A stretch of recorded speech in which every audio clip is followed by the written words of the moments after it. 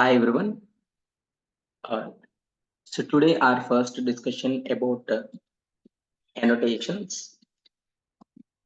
So what is the use of annotation and why they introduced means what? With a few examples, let me explain. See, annotation simply to say it's an implemented program. It is an implemented program. So nothing but behind every annotation, so there is some program. So annotation always to perform a specific task. In an easy way, we can explain. Suppose in core level, right, easily you can explain about the override annotation. And next one, in important concept collections and JDK 8 features, right, we can explain about suppress warnings annotation. And in a web development, we can explain about a web servlet, a very important annotation in servlets concept. And in a Spring and Spring Boot level, so many annotations are there. So first of all, let me explain about these three annotations so that you will get clarity, right? How we need to explain about annotations in the interview. The first point is what? At the rate override annotation, right? Let me explain with a simple examples. Here it is, we already created one simple Java project like a learn before spring. Learn before spring. There you can, in a source,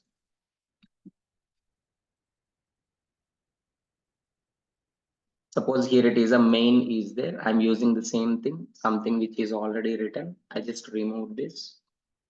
Now I'm taking one class. Suppose inheritance I'm implementing, class parent. You know already the basic points of Eclipse. One class should be public. Whenever you are writing multiple classes, please don't make these classes as public classes. If you want to write a public classes, please use different source files. Parent.java is a separate source file. Child.java is a separate source file. Like that you please. Now here it is a parent and child relation I'm implementing. Why I'll explain. Child, which is extending from the parent. Now you need to save the source file with the name which contains the main method. When multiple classes you define, in which class main method is present, you need to save the file with the same name, main.java.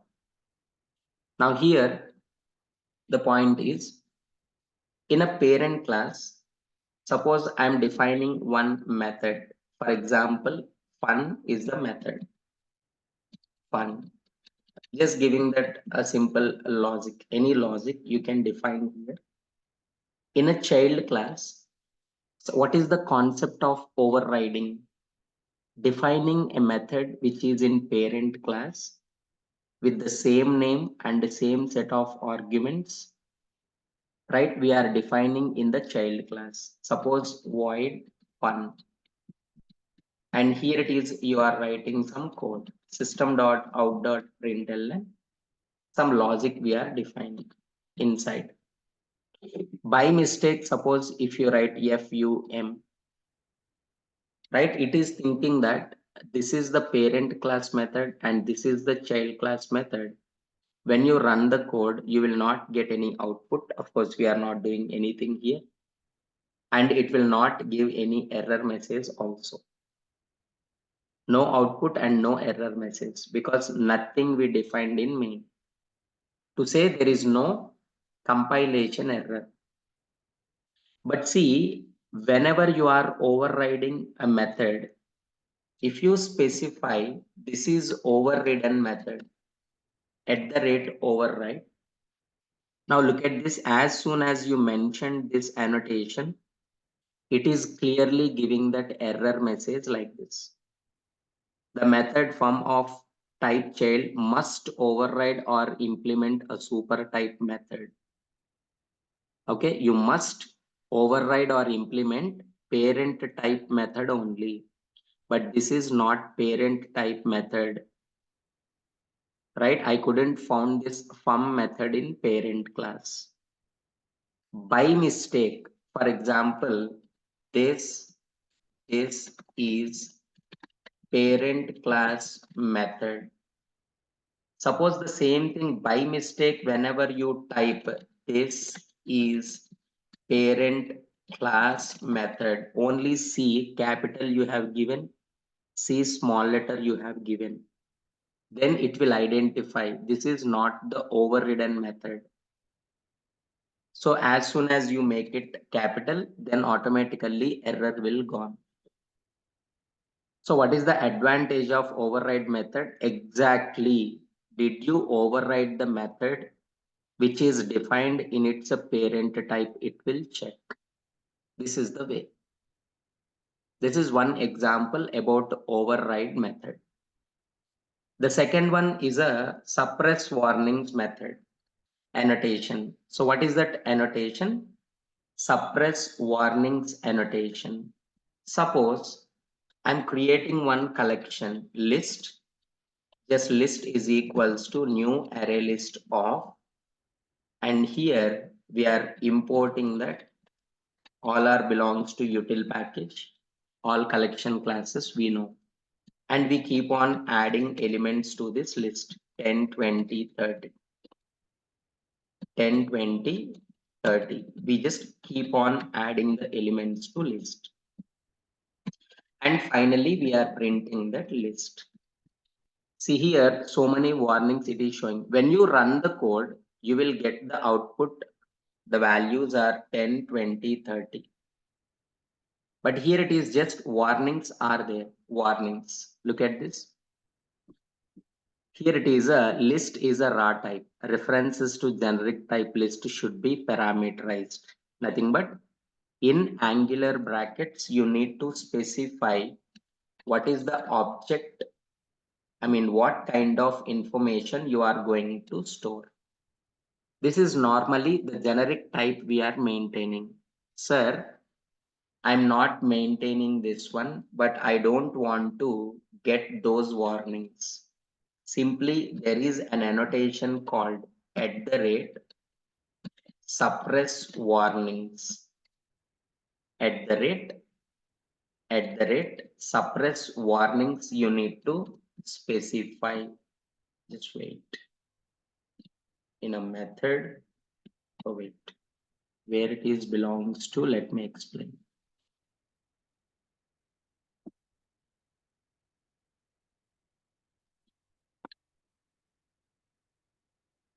Suppress, when you need to specify, as soon as you specify inside only we need to provide actually where you will write the code. Here only you need to specify the suppress warnings. Let me check.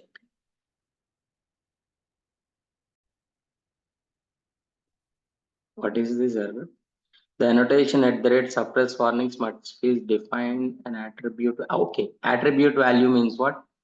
What kind of exceptions you are getting? Let me show you more clearly. Instead of here, suppose let me explain with the edit plus. You will get a little clarity, because in Eclipse directly it is showing that errors. Now you just compile here. Look at this. When you compile, look at this note. Main.java uses unchecked, chance of getting some unchecked exceptions, unchecked or unsafe operations, unchecked or unsafe operations. So whenever you are writing that suppress warnings, you need to specify don't show that unchecked. Don't show that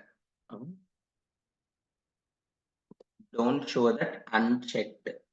Why it is giving still suppress warnings only in a method? Let me check.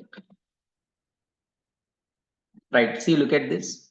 If you don't write this, if you don't write this, when you specify here, you are getting that notifications.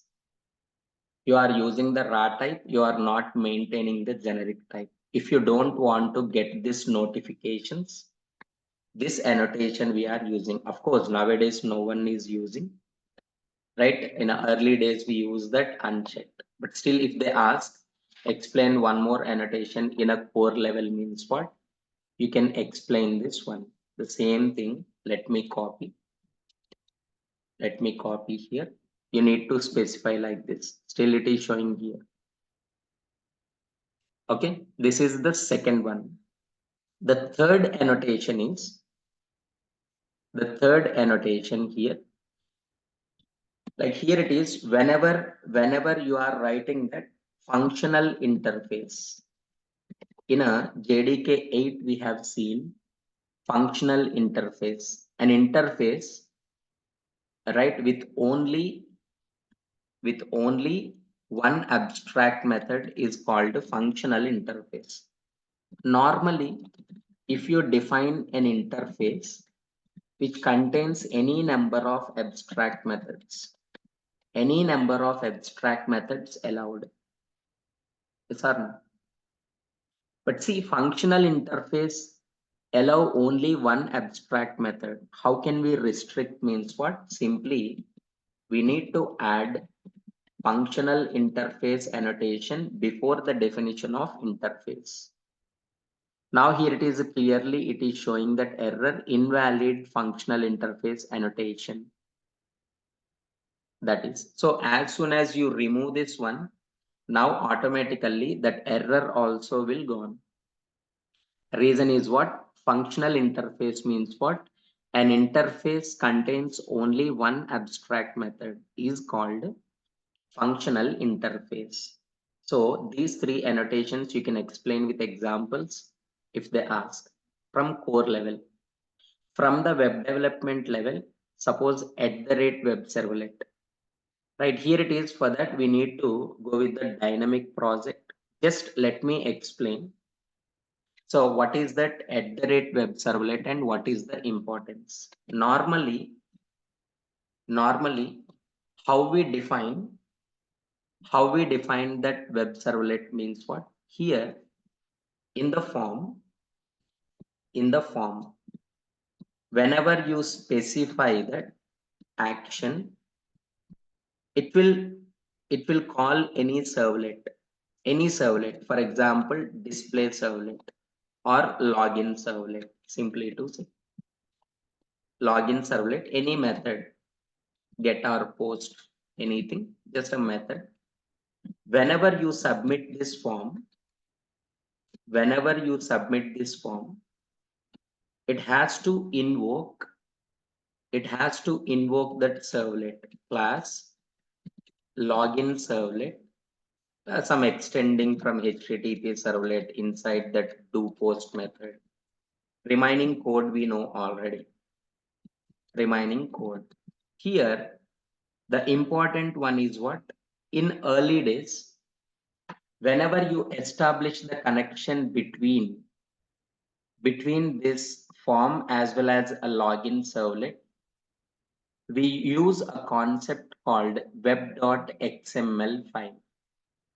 Web.xml file is a deployment descriptor. Let me explain, right, how it happens. Simply, here it is, I'm taking one dynamic web project, but in the creation of dynamic web project, I'm just giving this one, test1 servlet or test1 project. Here, dynamic web module I'm taking is a 2.5, early approach, 2.5. Just next, I'll just make it finish. Test1, I'll show you. One more project I'm taking, the dynamic web project, is a test2. Here web module I selected is a 4.0 only, 4.0. test2, make it finish. Now let me explain the concept with these two, test1 and test2, test1 and test2. Here in a test1, in a source file, I'm just creating one servlet. One servlet, let me create servlet. Servlet name I'm giving. I'm not giving any package name. Just login servlet I'm creating. Make it finish. Make it finish. It will provide some information, everything. And the next one, in the test2 also. In test2 source also, I'm creating one servlet. Here it is. I'm creating one servlet. Here it is also that login servlet only. Is a login servlet. Only thing you need to observe. In one place I selected web module 2.5. In another place I selected web module 4.0. Where I have selected 2.5 in web application in webinf,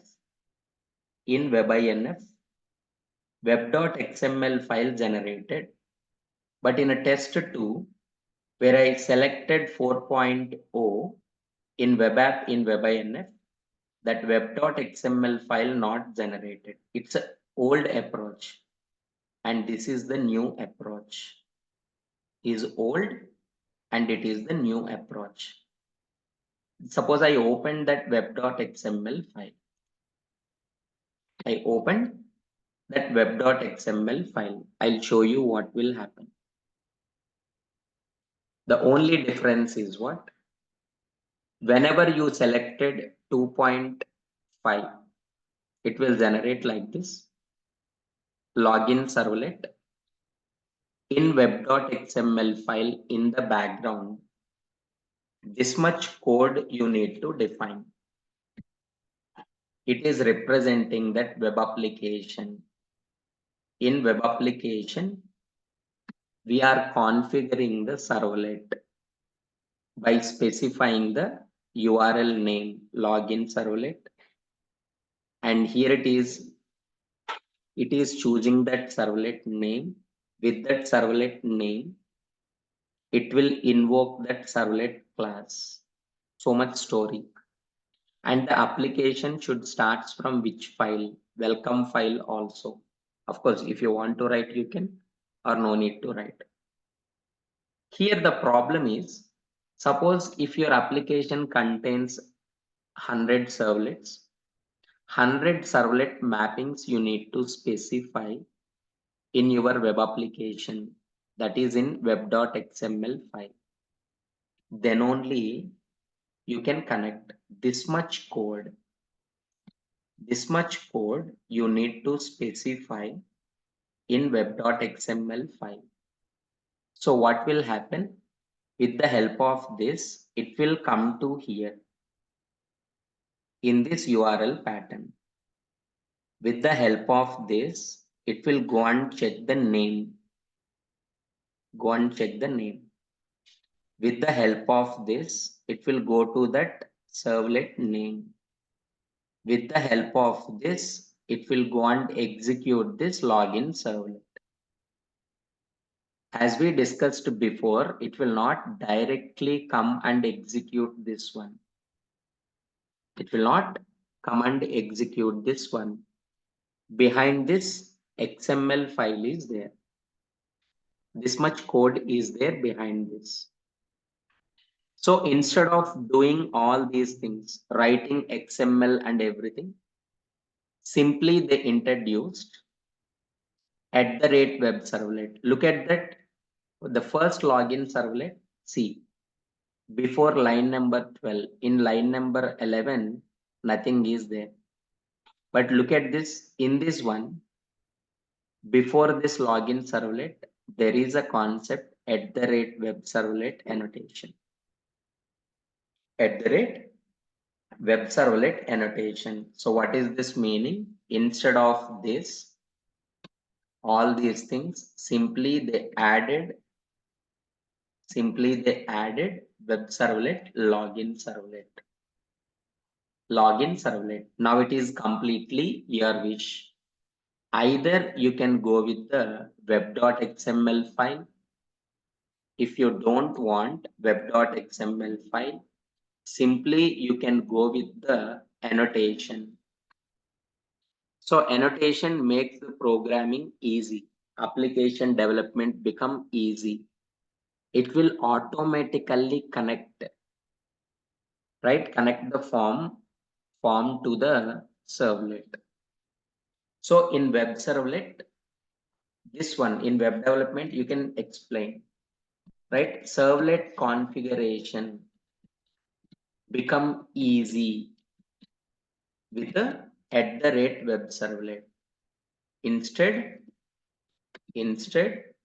web.xml file. Web.xml file, how we configure the servlets. So if they ask the question about the annotations, in core level, you can explain these three. In advanced level, you can explain this one clearly. In Spring and Spring Boot, most of the things will come that we will discuss anyway in coming concepts.